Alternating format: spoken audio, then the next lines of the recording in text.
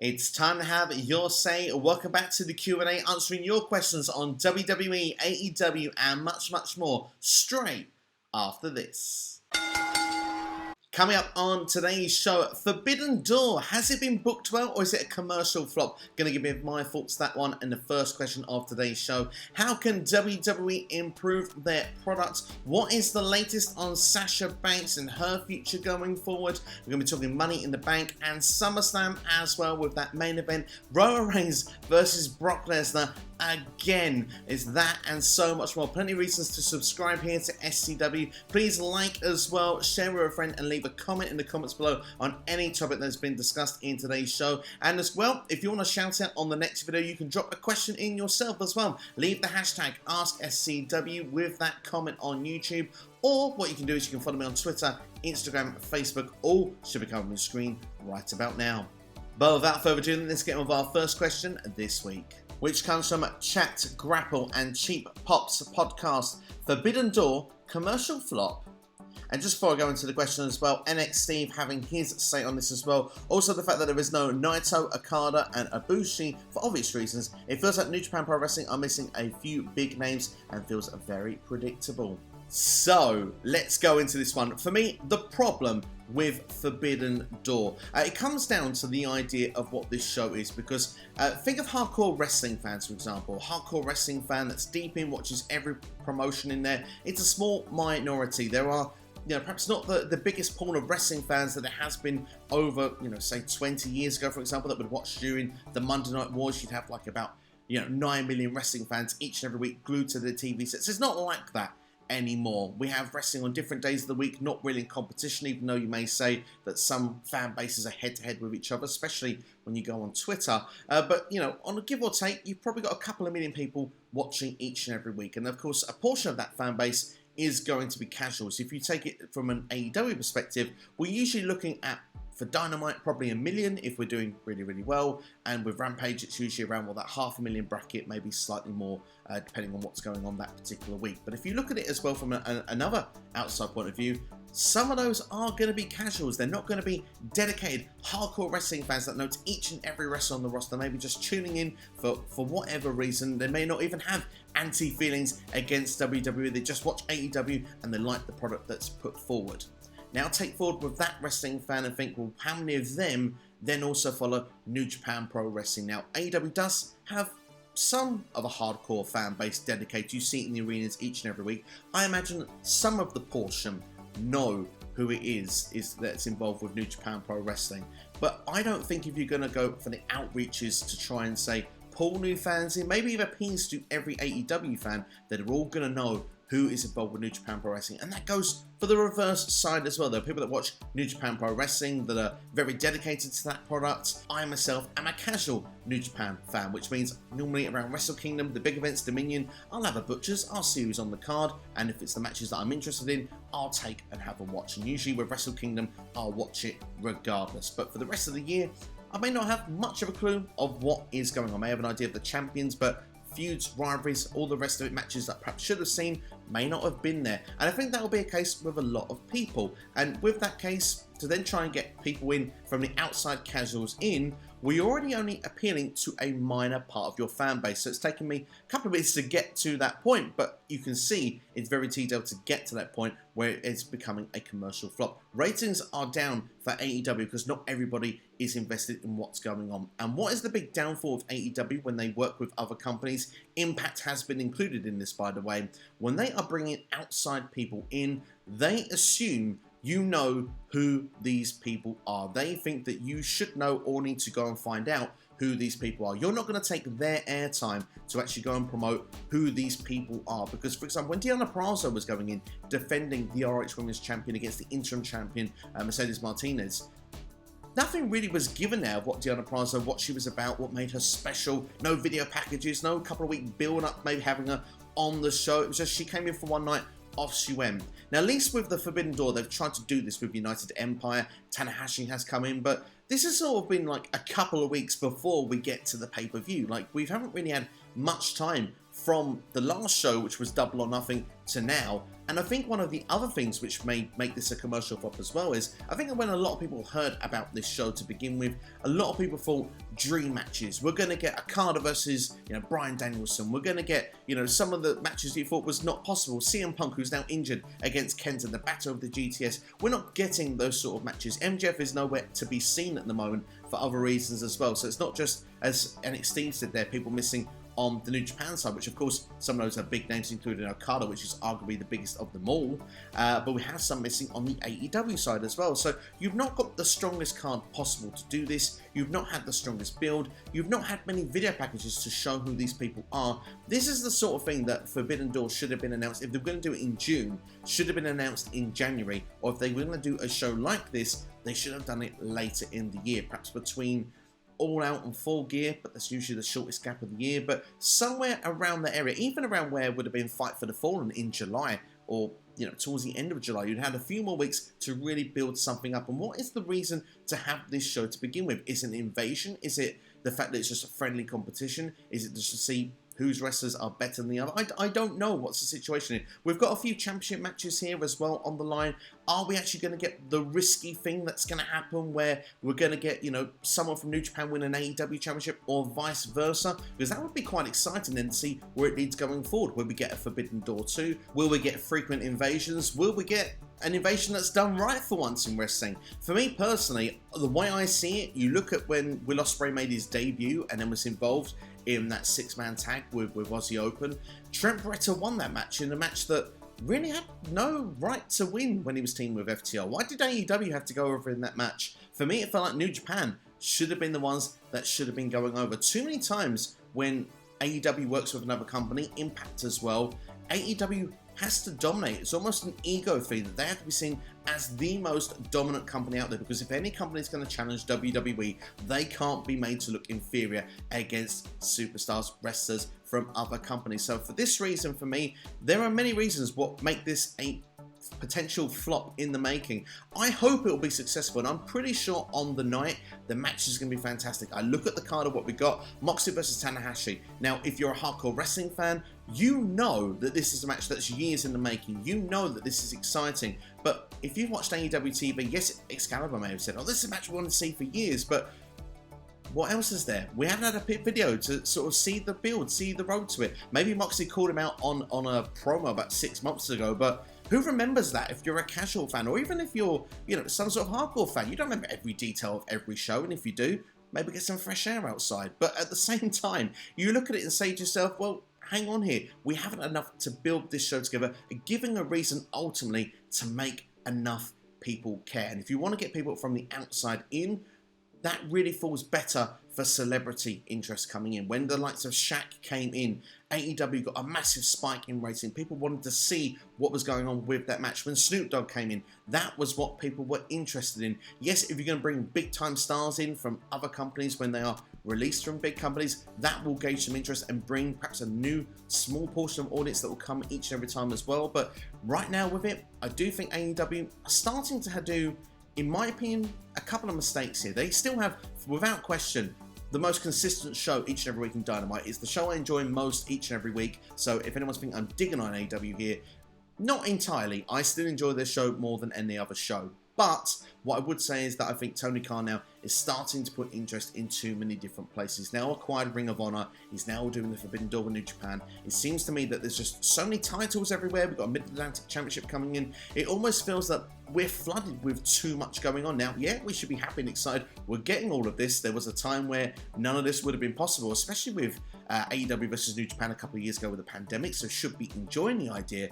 But at the same time, what I would say is that we haven't got enough reason to care, and I do think what was so consistent with AEW is starting to have a few flaws each and every week now. We're starting to see in storylines and storytelling, it's starting to become a pattern, and I don't want AEW to let its standards drop, because it's a very good wrestling company that does very good things. I want it to continue to do the things it's been doing. But yeah, has it been a commercial flop? Potentially, because this for me seems like, and this may seem a bit of a blunt term, but it seems like a wet dream for real diehard wrestling fans that are really into that sort of every promotion that's out there that watches anything and everything. And that is not a high portion of a fan base, even if you go to look at fans of AEW and New Japan Pro Wrestling respectively. From that, it's a small minority. From someone like myself who's going to be going in and watching it, I know the wrestlers who they are. I have a very good idea of who a number of them are.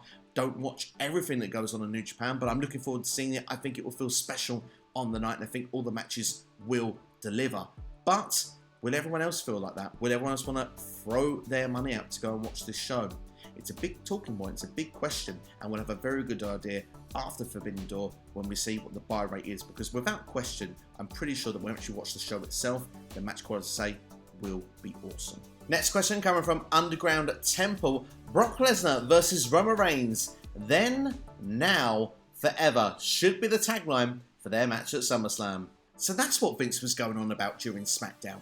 But seriously, why have we got this match again? We've had this match so many times. This is like the 8th time we've got Roman Reigns against Brock Lesnar. It started at WrestleMania 31, of course, back in 2015. We've gone through other shows, including SummerSlam in 2018, WrestleMania 34 that year, so twice in 2018. And in the last 12 months, when you think about it, Brock returned at SummerSlam last year, where the build went the first match then going on at Crown Jewel. The build continues to go for day one. Of course, the match was dropped in the end when Roman couldn't be there. Then that started the champion versus champion build through the Rumble and Elimination Chamber, where we finally got that match at WrestleMania, and we thought that was it. Roman won the belts. That should have been it.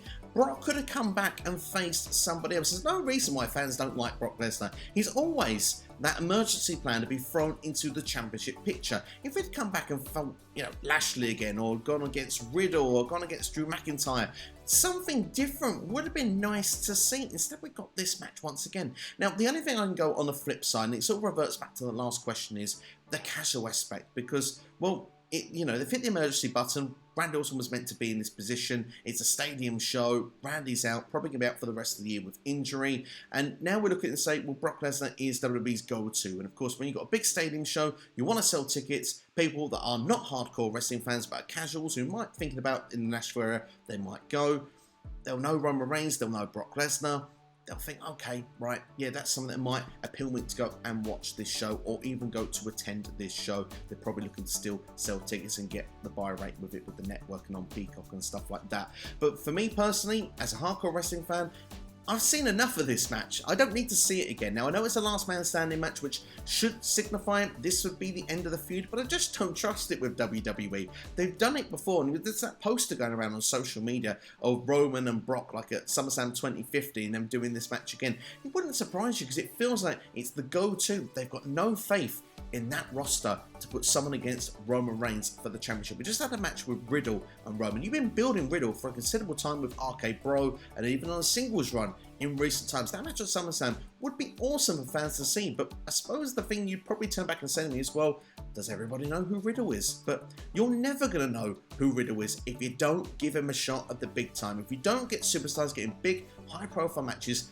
on the big, high-profile shows, you're never going to get new talent over. And I think that is a big issue and why WWE has to keep going and relying on what they've done previously. Now, for me personally, if this is the first step of trying to mix things up and bringing, say, like Seth Rollins in, and we can have a triple threat match, or a Bobby Lashley, or a Drew McIntyre, just to break this up and make it a bit different, fine. I'd be much more invested in the idea. If it was a fatal four-way, let's have Roman, Brock, Lashley, Drew. That's an awesome fatal four-way. I'm heavily invested in the idea of that. All them men throwing each other around there in the ring, like your big time, your top four heavyweight superstars. That's cool. That's something different. It throws a different dynamic into a match that we've already seen before. Instead, we're going to see the same song and dance. It's going to be spear, spear, F5, F5. Will they get up? Will they not get up? Some ridiculous spot where perhaps they spear through the guardrail, which they seem to do in every match as well. And then eventually at one point they'll do some spot where they'll both look like they won't get up, and Roman will get up before the count of 10. But I've seen it, we've done it. Let's please make it the last time, and please move on. I see why WWE are doing it, but yeah, as you said at the start of this question, then, now, forever. It really does feel like forever. It's time for WWE to believe in new people and try and push new stars going forward, and that's going to be talked about heavily in our next question, which comes from Dan from Sweet Chinwag Podcast, asking, what could WWE do to improve the product in your eyes? Well, going off the last question, Stop giving us the same matches all the time. That would be the first thing I would say. We've had Roman versus Brock so many times, but I'm not going to dive into all of that again. But the idea of building new stars up, trusting, having faith, that's something that WWE has not done for years. We're relying on the same names, the same faces, and it's repetitive and boring. Even I think from a casual standpoint, I'm going to say it, I think casuals will look at this and go, yeah, okay, maybe I might come in and see it again. I know those people are, but I think they want to need to believe in new people going forward. There's always a big opportunity when you do a big show to try and get someone new over. And I think when you look at platforms like the Royal Rumble, Money in the Bank, WWE does try and give new names a go here and there. Obviously Big E won the contract last year and became WWE champion, but they don't always have this big plan that's going to get this person to become the next big star of the company. I feel that that's been a flop, especially with Money in the Bank, since 2014 with Seth Rollins. That was the last time they thought there was a real strategy in place, because Seth broke up the Shield, went with the Authority, which was the biggest heel stable in the company, got help to win Money in the Bank. Then he was starting being put in bigger programs going forward. He was featured heavily as high-profile hillside programs, mixing it up with the big babyface wrestlers. And then by the time we got to the point where he cashed in Money in the Bank, he felt like a big deal. And of course, yeah, you're always going to feel like a big deal when you do the heist of the century, of course, cashing in the main event of WrestleMania. But at the same time, that's how you make a new start. And someone is remembered on a show where not just your hardcore wrestling fans are watching, your casual fan base is watching as well, because there may be a thing going, oh, I didn't know about this guy, but look what he just did. He went and, cashed in Money in the Bank and he's now the champion, and how's that going to work out the next night? The casual fan who watches WrestleMania may even go into the next night on Raw and think, I'm going to watch that show actually, because that was interesting last night. I need to see how this follows up. And that's how you get casual fans to become fans like you and me that's watching every single week. That's the key, and that's what WWE seems to miss. There's not a plan in place to make these new big stars, and it feels that a lot of stuff WWE does, they book on the fly. That's the thing. They go, well, what can we do? We're booking on the fly and, oh, this is going to be this. And usually when they do it like that from week to week, that's when you lose continuity in your storylines. I think storylines are really key. You need cliffhangers, reasons to be gripped in, and make yourself feel like, I need to know the next chapter of what's going on in this story. Like I say, build new stars, less rematches. If it's the point where you need to end the brand split because you can't help but give yourselves the same match each and every week, why do we need to have Riddle versus one of the Usos for 14 weeks straight or whatever it is? We need something different. If WWE can't do that, put everybody under one roof. But the thing is with WWE, I know if they put everybody under one roof, they're still going to do that. They're just not going to use half of the wrestlers that they've got. So it's better to keep the brand split at this particular time. But they need to use that opportunity. The brand split is perfect, because with that, that's another platform, because more people getting more TV time, more opportunities to do something and get over every week, where other superstars, they're now not on two shows. When they are, they get overexposed, and that way people get bored of them. So this is a sort of flavour of things of what people need to do. And I think when you look at a show like SummerSlam coming up, yes, I'm not happy we've got Roman versus Brock again. Like I said, do anything to mix it up, but make this show a reason to build a new star. There's rumours going around we'll get John Cena versus Theory. If you're going to do that match, please give Theory the victory. It's a big deal that he's even sharing the ring with John Cena, if that's going to be the case, but give Theory the victory. Pass that torch over, because people that will be watching, especially casuals, will take Theory a lot more seriously. Stop giving him baby oil in a feud with Bobby Lashley. That's not going to do anything for anyone. So yeah, I feel like I'm a bit ranty today, but that's not really meant to be the case. But that's kind of the things that I think would come in place that would really help build some new stars, build some good storylines, and I think would get not just more casuals in, would keep the hardcore fans happy, and I think would just build ratings on a week-to-week basis. That's what I think needs to happen. And just a last little touch here with NXT as well. Really build NXT stars, so when they're called up, you haven't got to change their name, change the gimmick, change everything that's about them. Actually build them as stars for their future. Make sure that Bron Breakker and Carmelo Hayes and people like that, whether it's Nikita Lyons and Roxanne Perez, make sure that what they've been doing right now is what they'll do when they come up. Same with Tony D'Angelo as well, a real character. Make sure that those characters are larger than life. Make sure that there's a reason that we can connect with them from different ways and different reasons as well. Characters is also a big deal of how to get people invested. You've got all these superstars that are in there with the same personality, same moveset. It gets a bit boring. You feel like you're seeing the same theme each and every week. So yeah, try and mix it up with the characters, the movesets, stuff like that. All of that stuff, roll it into one as a bundle, and that's how I would improve WWE. Next question comes from Ovi Manise from the Hard Hitting Wrestling Show. Will the Bloodline lose all their titles at SummerSlam? Interesting question, this one. There is a possibility it can happen. I think it all really depends on what they're going to do long term with Roman Reigns. Now, for me, Clash at the Castle, I think Roman will lose the championship there. I don't think Roman is losing the championship to Brock Lesnar. It all comes down to whoever would win Money in the Bank. That is the only way I see Roman losing a championship at SummerSlam. If not, it goes over to September. For me, if Roman isn't losing a championship at SummerSlam, then the Usos shouldn't either, in my opinion. I think that the night Roman loses one championship, earlier in the evening, the Usos should also lose a championship to then put a bit of extra pressure on Roman Reigns, and then the blame can go on to the Usos, which can make a bit more of a fun narrative. So for me, at this particular moment, as I feel quite confident that Drew is the one that will be doing it, I'm going to say no.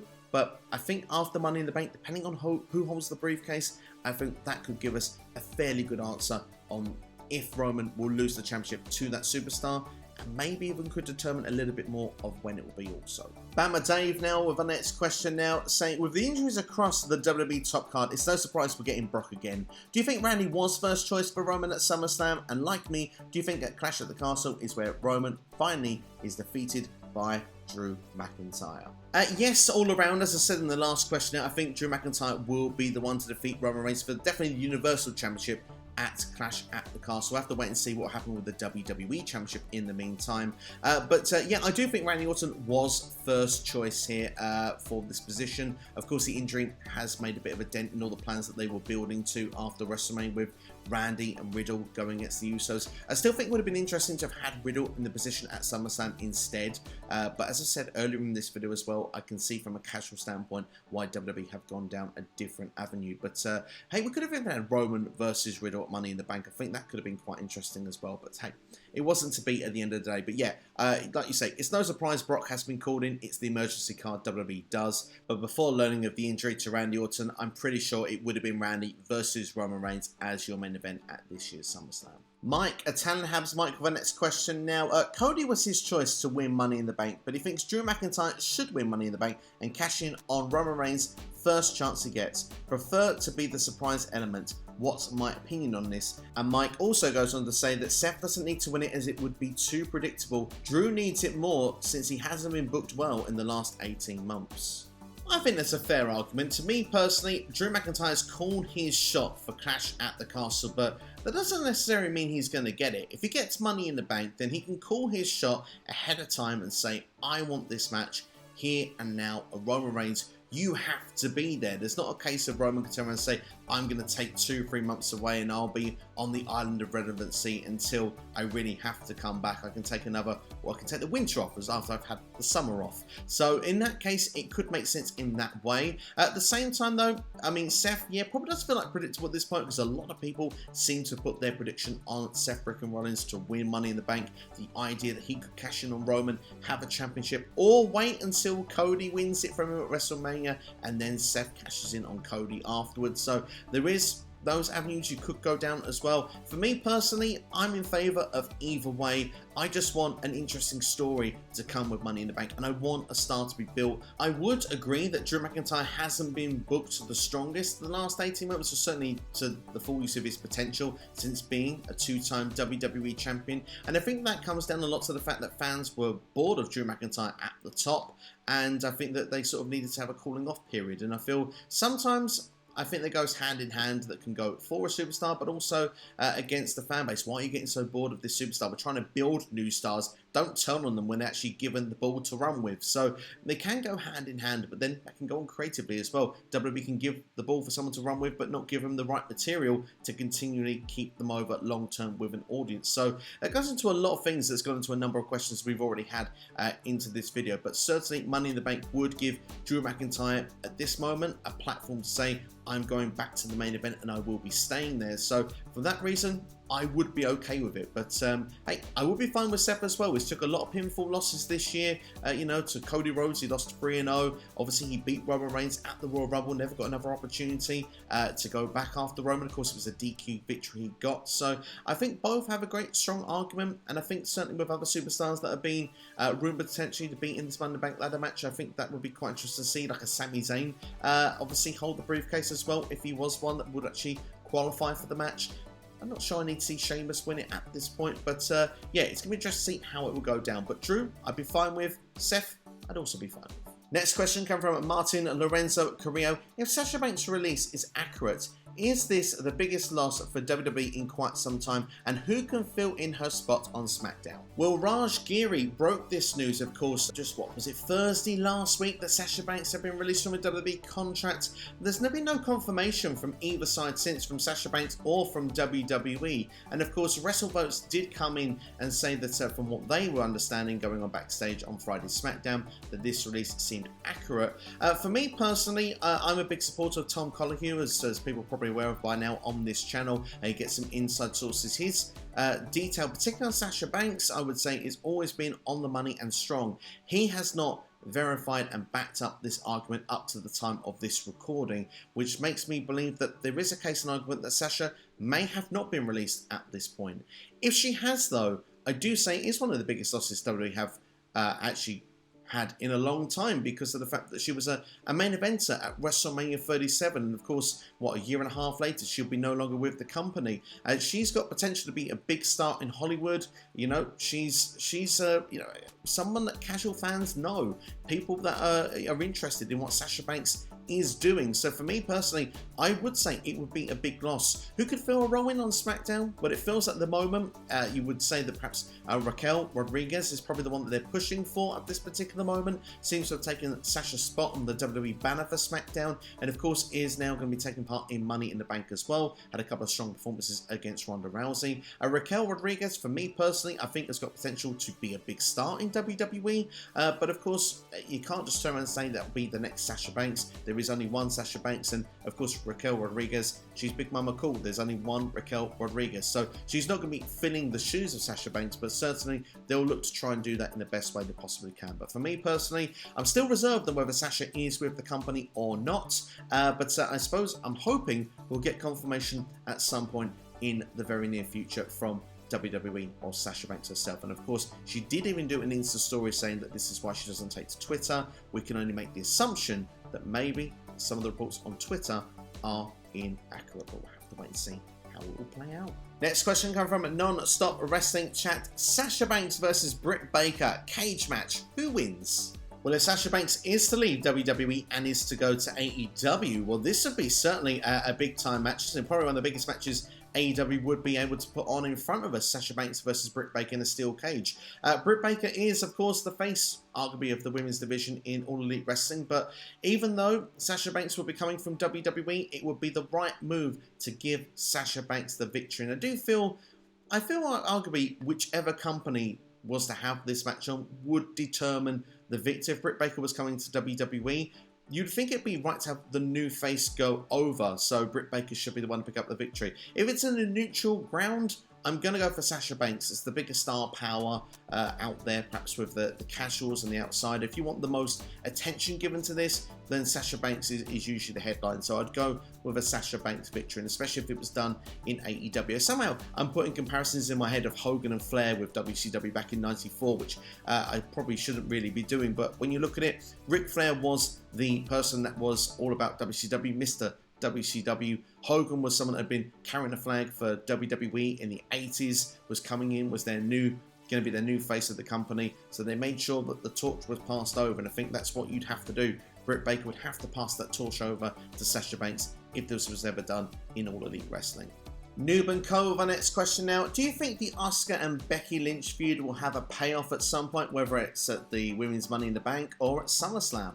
I think it will. I think SummerSlam is the right place to have the blow-off match, the payoff to this rivalry between these two ladies. I'm surprised they're both in the qualifying match for tonight's Women's Money in the Bank ladder match. I thought both would be a shoo-in to be in that match. I would actually not be surprised if both were still to make it into that match somehow, but if it's a one and done, Becky's going to be in the match because, in my opinion, she's on the poster, so it would be kind of weird if she wasn't involved on the show whatsoever. So in that way, it would make sense. But if I was to do some fantasy booking for you, because I like a bit of fantasy booking, I'd have Asuka win, but perhaps with a bit of shenanigans in the match, so that way Becky feels that she's kind of been robbed of her position of being in the Women's Money in the Bank ladder match. Then she can turn around and say, well, look, Drew and Sheamus didn't even have to win to qualify. They drew. They were screwed out of position. You put them in the match. You're going to just put me in the match, because then there'll be some continuity of what's going on, and show basically why qualifiers don't seem to matter this year anyway after the Drew and Sheamus segment. But to go back to the Asuka and Becky feud, I mean, even they could feud over the Money in the Bank briefcase if Becky was to go on and win it. She's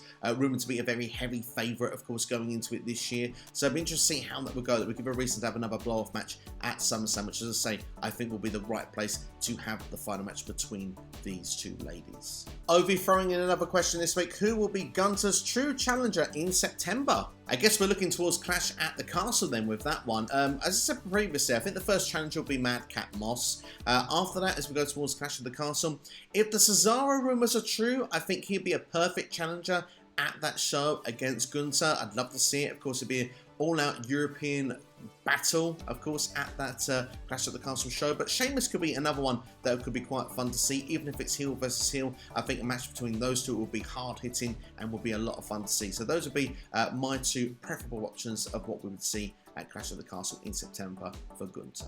Last question this week coming from Anthony New. What are your top 5 favourite factions of all time? Such a fun question, this one, to finish off this week. I really like this one. Should I do it in reverse order? Let's do reverse order. I think that could be quite a fun way to do it. Legacy is going to be number 5. I think a very underrated stable at their time, and I'm mainly going with when it was the trio of Randy Orton, Ted DiBiase, and Cody Rhodes. I just like the fact that Randy had sort of gone away from Evolution when he was like the newbie and almost taken these young stars and brought them up in the same way that he was being brought up. So for me, that's going to take my number 5 spot. I like the fact that they were trying to make new stars of Cody Rhodes and Ted DiBiase from a very early age as well. Number 4 for me will be The Shield. Again, same reasons. This group came in and they were treated strong from the off. They were undefeated for a very, very long time. 3 unknowns to a lot of the WWE audience, and they became household names and arguably the 3 biggest stars in the company through the mid-10s, you could say, actually, along with Brock Lesnar. So for me, that's definitely one there, and it kind of goes through the pattern and theme of the video as well. I like the fact when a faction is there together to make new stars, because that's what it's all about at the end of the day. If you're making new stars out of your group, whether it's the top leader, whether it's people in the middle then to become the top people, you know, you can do so much of it. So for me, that's what I really like about it. So that's why I'm going to have them at number 4.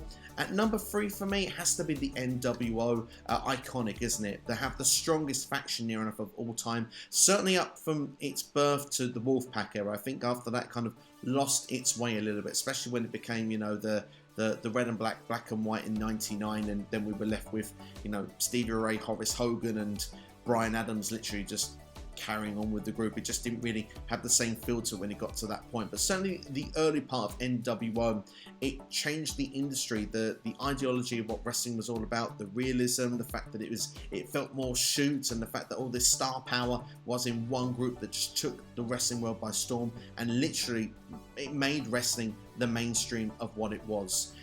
Number 2 for me, DX, just because of the fact that I used to love DX when I was growing up, you know, just the fact that they were rebellious and just going against all the establishment and the authority. And of course they did that through every version of the group as well, going from when it started in '97 all the way to 2009 I think is when it stopped. But mainly the earlier portions of DX was my favourite, particularly where I'm the most nostalgic. And my number 1 spot, probably guessed it already from what I said from earlier on in this answer, Evolution.